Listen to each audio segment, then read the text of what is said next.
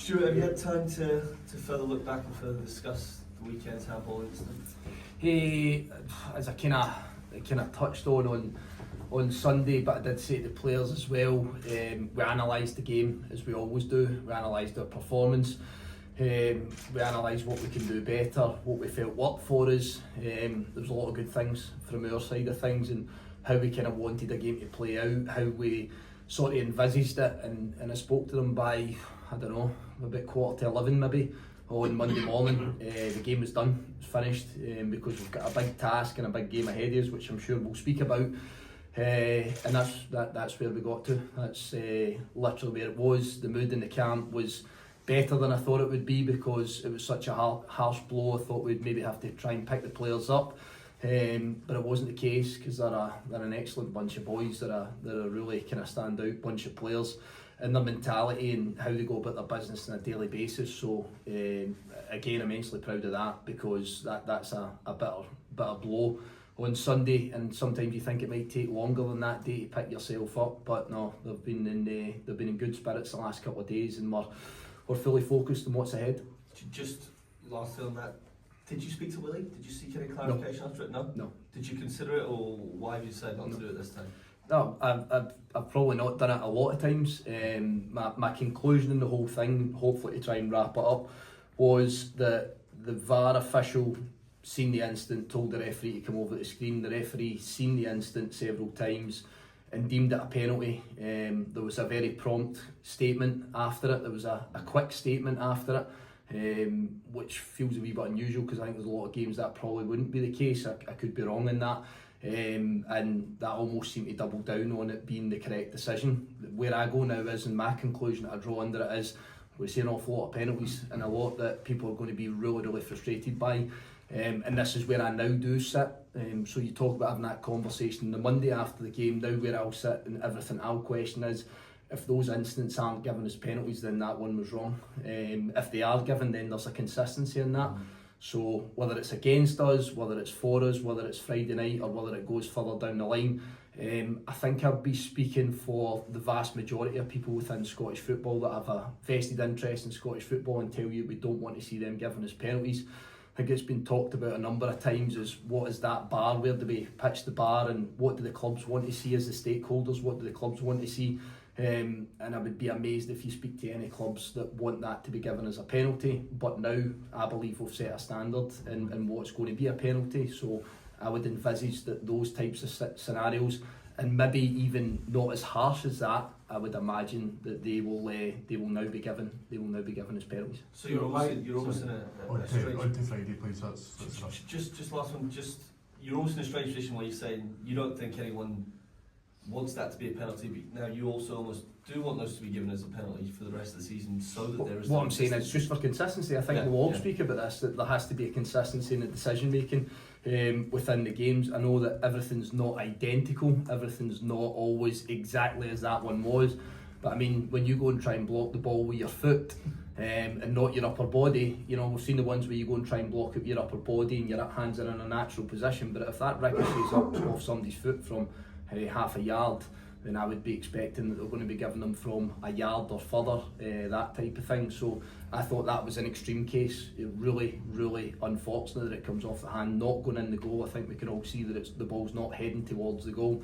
And so, as I say, I'm somebody that likes clarity, I'm somebody that likes consistency, same as everybody else. I have a lot of conversations with a lot of different people within Scottish football, in the press, the media, coaching staff, players, you know, punters, people that are, as I say, have got that vested interest in Scottish football, and I don't think we want to see that, but I think we have set a precedent on Sunday here of what's going to be given as a penalty. Can I just a final one? I just don't understand why you've not asked for clarification, because, you know, clearly you stated at the weekend that you were told and your players were told that those decisions would not be given. That was my understanding of it, but you're asking why I didn't ask for clarity, because there's a chain of decisions and thought processes and statements that have kind of told us that can be given as a penalty. So what clarity would I want, you know, from the check in VAR, from the look at the screen, and from the statement afterwards? That's kind of given me my answer. So why would I go back over that again? Yeah. preview the cup game, please, Yeah, guys. so just about to say, you've got such a huge game Stuart, for the club. You kind of want football matters to dominate at this point in time. I think everyone wants football matters to dominate. Is it the frustration that we are all still at this point when you've got Premier Sports, a chance to get to a semi-final, a chance to get some silverware for the club? It's the same old stuff that's rearing its head every season. Again, I've spoke about an individual incident that probably is high profile because of the stage of the game, because of where the game sat at the time, because it's a televised game, etc, etc. All I want to do is concentrate on football. All I want to do, and we know that this sport can be harsh and it can be tough at times, and sometimes you don't feel as if you get what you deserve or what you merit, even in stages of games and whatnot. But I just want football to dominate. I know we've sat here for the last few minutes and we speak about it, and it was inevitable that we were going to speak about it. And as always, I generally try and answer your questions as honestly and methodically as I possibly can. But I just want football to dominate it. I think everybody knows my passion for Scottish football, for the betterment of Scottish football, for trying to see young players, trying to see experienced players and everybody else flourish and try and do well at your football club, and to try and go to the National Stadium if at all possible over the course of a season and give your supporters, who were fantastic here on Sunday, give them something to cheer about. I'm expecting a big crowd here on Friday against St Mirren. I think they'll bring a really good travelling support. I think we'll have a really good home crowd. That's what we all want to dominate. That really is what we all want to dominate. I talk about it all the time. I hate drama. I can't stand drama. I can't. I would rather be talking about elements of games of football, the tactical side there, players improving, parts of a game plan that have worked, quality goals, quality imagination. That's what I want to talk about. That's what I want to talk about. But following Sunday's game, that is not the thing that dominates the game. I thought there was a lot of good performances from both sides. Not just my team. I thought there was a lot of good individual performances. There was lots tactically.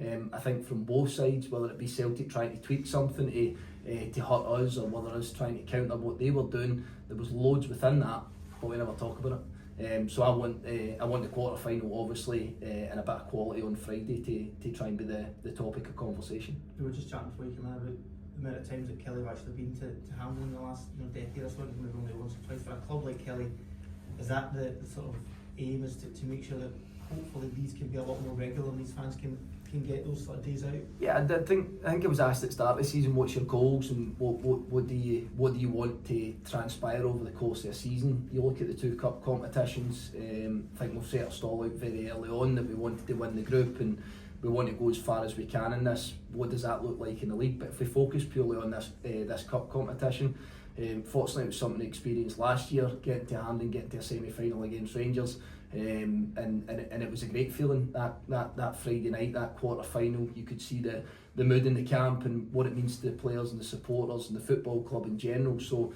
I think you go into every season not with the expectation but with the hope and the desire to try and get there, and they can be special occasions, but you have to make sure that you take part in a cup game against a very good side. You have to make sure you're very well organised. And I'm sure there's going to be a few twists and turns from what is that plan A on Friday. I'm sure that we're going to probably get to B, C and D at some point, because I imagine it's two teams that are going to have a real good go at trying to get to the National Stadium for a semi-final, because I'm sure you'll see by the commitment of both sets of players on Friday, it means an awful lot.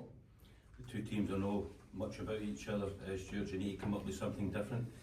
I don't think you need to come up with something different. I think Stephen and myself have played against each other so many times with our respective clubs, be it when he was at Motherwell, St Mirren, myself with Ross County, Motherwell, Kilmarnock. So I think you get a good gauge about what each other is. I think sometimes you can try and be too clever as well. I think sometimes you try to envisage that something's going to be in the game that's maybe not there. I think what we have to do is come up with a plan that will show the best version of ourselves.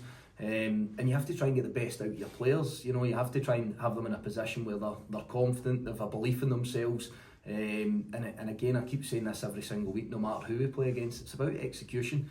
We can talk about being as good as we want Monday to kind of Thursday as it will be this week, but once it comes Friday, we have to make sure that we execute things really, really well. But as I say, from myself and the staff, it probably more be about that what if, that plan B and C, if someone's not quite working, or you know, if St Mirren get the upper hand in a particular element in the game, we have to make sure that we're ready to act. So we try and do that every single week, and it'll not be any different this week. It's just probably that there's a wee bit more emphasis on it being that one-off cup game, so sometimes that can change the nature of it. Any bumps and bruises for the weekend?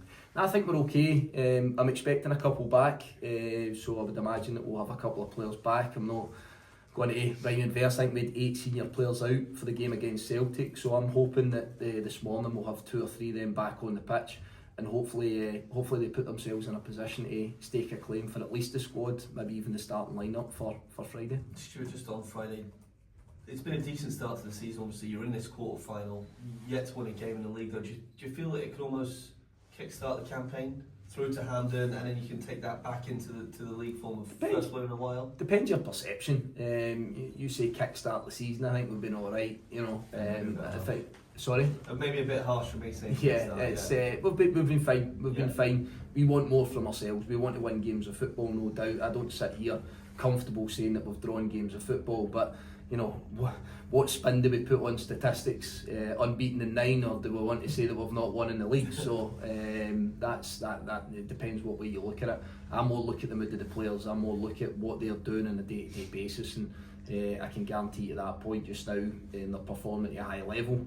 I think we can get better, but the mood in the camp's good, the confidence is good, and I think generally when you're in that place, then it gives you a chance in your next game.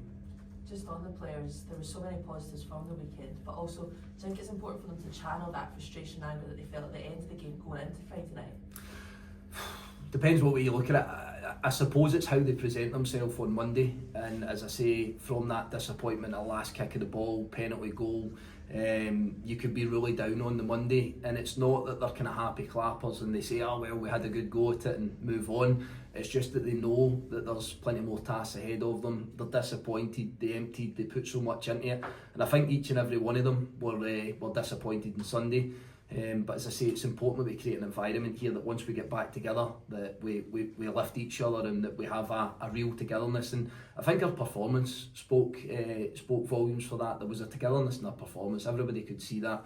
I think most would probably acknowledge in that last sort of 10 minutes or so of the game, including injury time, we looked like we were the team that was going to go and win the game if there was going to be a winner. So I take immense pride in that. I take a lot of confidence for that.